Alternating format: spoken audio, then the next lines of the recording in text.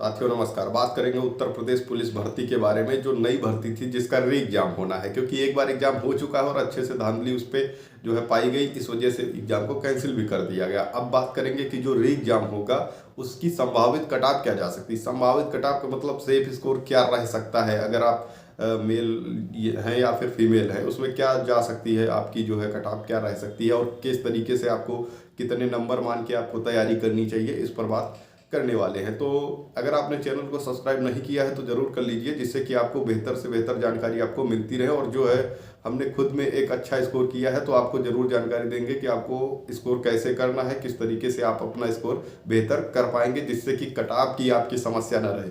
और ये कट-ऑफ की ही समस्या नहीं होती है, अगर आपके नंबर बहुत अधिक आ गए तो वो आपको प्रमोशन में भी जो है बहुत ही ज़्यादा लाभ मिलने वाला है। इसलिए आपको ज़्यादा से ज़्यादा नंबर लाने, यहाँ पर इतना ही मकसद नहीं होना चाहिए कि बस हमें 60,000 में आ जाना है। नहीं, ये मकसद लेके नहीं चलना है। आपको ये समझना है कि हमें रैंक लानी है, और रैंक जब आप लाएंगे तो निश्चित ही आपका प्रमोशन भी जल्दी होगा, क्योंकि अब जो है प्रमोशन नंबर के हिसाब से आपका किया जाता है। नंबर यहाँ पर हाई स्कूल इंटर के नहीं, आपके जो लिखित परीक्षा के नंबर होते हैं वो उन्हीं के आधार पे अब आगे प्रमोशन होने वाला है। तो इसलिए आप नंबर ज़्यादा से ज़्यादा लेकर आएंगे तो ज़्यादा बेहतर होगा।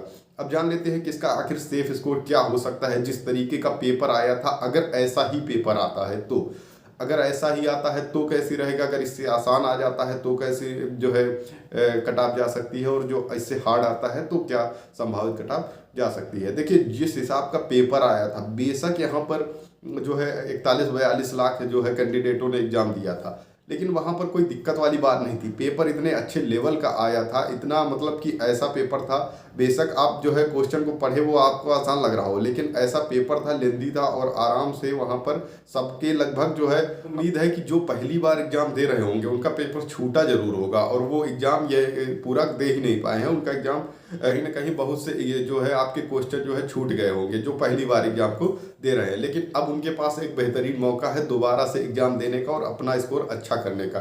तो जो लोग पहली बार एग्जाम दे रहे थे उसमें जो है बहुत बड़ी संख्या थी, और इस तरीके से उनका एग्जाम जो है छूट गया था। जिनकी तैयारी बहुत अच्छी नहीं थी उनका भी एग्जाम छूटा था। तो जो पढ़ने वाले लड़के थे, जो अच्छा मतलब स्कोर कर पा रहे थे, यहाँ पर टेस्ट में भी हो, कोई भी ऑनलाइन टेस्ट हो या ऑफलाइन टेस्ट में, जिनका स्कोर अच्छा जा रहा था, जैसे 225, 230, 235, इस तरीके से जिसका स्कोर जा रहा था, वो वहाँ पर समझ लो कि 211, 212 के आसपास लटक गए। तो आप ये मान लीजिए कि कट-ऑफ कितनी जा सकती थी, जब वो बेहतरीन पढ़ने वाले थे, जहाँ पर इनकी रैंक आती थी, किसी भी ऑनलाइन प्लेटफॉर्म पे अगर वो टेस्ट देते थे तो उनकी रैंक आती थी, तो उनका स्कोर इतना था।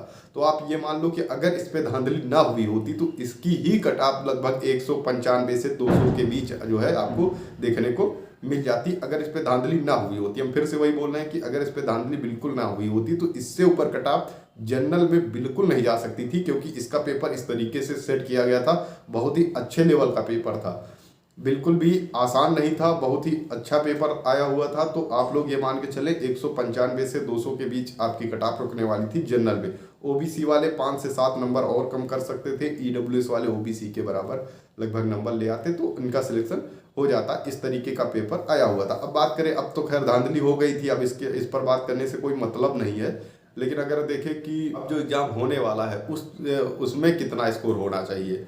आखिर आपका एग्जाम अगर इसी तरीके से आ गया, जैसा ये पैटर्न आया हुआ था इसी तरीके से आ गया, तब आपका स्कोर क्या होना चाहिए।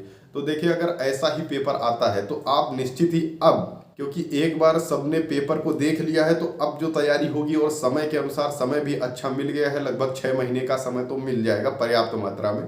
तो उनका जो अब स्कोर देखा जाए इसी पेपर के हिसाब से, अगर सेम पैटर्न पे आता है, तो अब जनरल की कट-ऑफ लगभग वही 205 के आसपास जा सकती है। क्योंकि अगर आप इतना मान के चले, इतना मान के अगर सेफ स्कोर मान के चलते हैं कि इतने हमें नंबर लाने हैं मिनिमम, तो आपको निश्चित ही सफलता मिल जाएगी 205 पर जनरल में। ओबीसी की बात करें तो वही 200 के आसपास, और एससी की बात करें तो वही 190, 195 के आसपास। लेकिन क्या हमें इतना मान के तैयारी करनी चाहिए? नहीं, इतना मान के कभी तैयारी नहीं करनी चाहिए।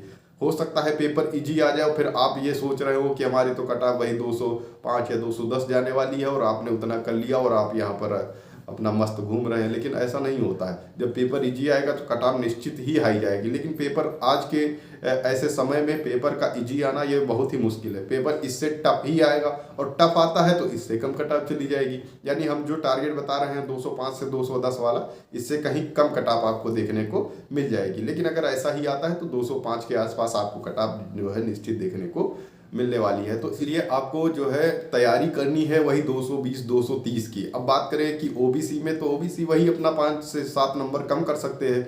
वही फीमेल की बात करें तो वो अपना इस समय मान के चलें कि 180 के आसपास अगर जिनका आता है वो जो है अपना सेफ स्कोर हो सकता है। बाकी वो भी कोशिश करें कि 200 से 210 220 जाने की कोशिश करें तो ज़्यादा बेहतर होगा। अगर इससे नीचे आता है तो कोई दिक्कत वाली बात नहीं है, क्योंकि इनका स्कोर, इनकी एक कट ऑफ अगर लग जाएगी तो और भी कम जो है कट ऑफ जो चली जाएगी। ठीक है, तो ऐसा क्योंकि फीमेल में हुआ है इसलिए बता रहे हैं कि अगर ऐसा हो जाता है तो और भी इनकी कम कट ऑफ हो जाएगी। तो अगर आप तैयारी कर रहे हैं तो यही मान के करें कि 210 के आसपास अब आपको कट ऑफ देखने को मिल सकती है, क्योंकि जो जिस हिसाब से प्रेजेंटी देखने को मिली बहुत ही अच्छे लेवल पर थी। हाँ, हो सकता है कि इस बार अब जो है प्रेजेंटी कम देखने को मिले, क्योंकि बहुत से कैंडिडेट ऐसे थे जो अलग अलग जगहों पर नौकरी कर रहे थे, वो एग्जाम देने आए थे। वही कैंडिडेट ऐसे हो सकते हैं कि वो इस बार ना आए, क्योंकि उनको लग जाएगा कि एक बार तो धांधली हो गई, दोबारा फिर हो जाएगी। सबके दिमाग में ये आएगा, जब ये आएगा तो वो हो सकता है एग्जाम को छोड़े। तो इस बार इतनी तो प्रेजेंटी नहीं रहने वाली, इससे कम ही रहने वाली। लेकिन प्रेजेंटी देख के तैयारी आप ना करें, आप ये माने कि आपका स्कोर 210 के आसपास होना चाहिए और ये एक सेफ स्कोर होगा। अगर आप इतना मान के तैयारी करते हैं तो निश्चित ही आप सफल हो जाएंगे। ठीक है, बाकी कैसे तैयारी करनी है, क्या करनी है, इस पर तो हम जो है आपको अपडेट करते ही रहेंगे। कोई डाउट है तो कमेंट करके ज़रूर बताएं। Okay, thank you.